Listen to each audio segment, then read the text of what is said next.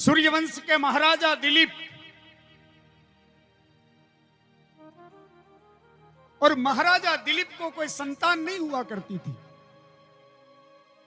एक दिन दुखी होकर, व्याकुल होकर महाराजा दिलीप अपने गुरुदेव वशिष्ठ जी के द्वार पर जाते हैं और गुरुदेव को प्रणाम करके कहते हैं, गुरुदेव, आपके आशीर्वाद से मेरे घर में सब कुछ है, आपकी कृपा से मेरी प्रजा भी सुखी है और संपन्न है। हे गुरुदेव, परंतु एक बात का कष्ट है। क्या? गुरुदेव, मेरा वंश वृद्धि कैसे होगा? मेरी परंपरा को आगे कौन बढ़ाएगा? मेरे पूर्वजों को जल कौन देगा?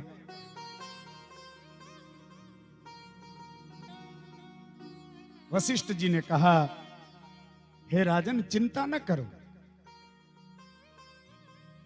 तुम्हें पुत्र चाहिए ना? बोले हाँ।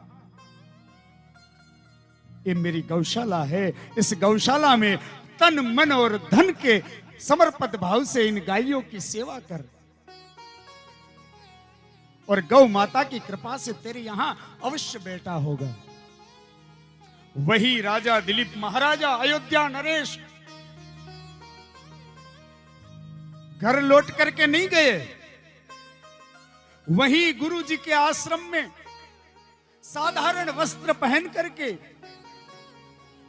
गौशाला में गए और गौ माता की सेवा करने लगे। एक साधारण, कितने बड़े सम्राट है राजा दिलीप, लेकिन एक साधारण ग्वाला की भांति, एक साधारण ग्वाल की भांति समर्पित भाव से गौ माता की सेवा करने लगे। वस्त्र में गोबर लगा है, हाथ गोबर वाले हैं। जैसे ही गौ माता गोबर करती है, तुरंत राजन गोबर को उठा करके उस जगह को, उस स्थान को साफ कर देते। खूब सेवा करते हैं राजा दिलीप वशिष्ठ जी के आश्रम में गौ माता की।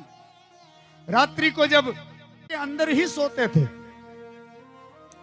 और रात्रि भर सभी गौ माता जो जंगलों में घूम करके आती थी, जो चारा चर के आती थी, राजा दिलीप उन गौ माताओं की चरण की सेवा करते हैं, उन गौ माताओं के चरण दबाते हैं रात्रि को। उन गैयाओं में एक श्रेष्ठ गाय थी। गाय तो श्रेष्ठ ही होती है, कोई छोटी बड़ी गाय नहीं होती है। श्रेष्ठ इसीलिए का नाम था नंदिनी। करते हुए 21 दिन के बाद उस नंदिनी गाय को वाचा प्रकट हो गई और वो नंदिनी गाय ने राजा दिलीप से कहा, हे राजन, आपकी गौ सेवा से हम सभी गैया प्रसन्न हैं। हे राजन, अब आप घर जाइए, आपके यहां सुंदर लाला का जन्म होगा। वही राजा दिलीप गौ सेवा के प्रताप से, गौ माता की कृपा से उस राजा दिलीप के यहां रघु जैसे यशस्वी पुत्र हुए। रघु का जन्म गौ माता की कृपा से हुआ।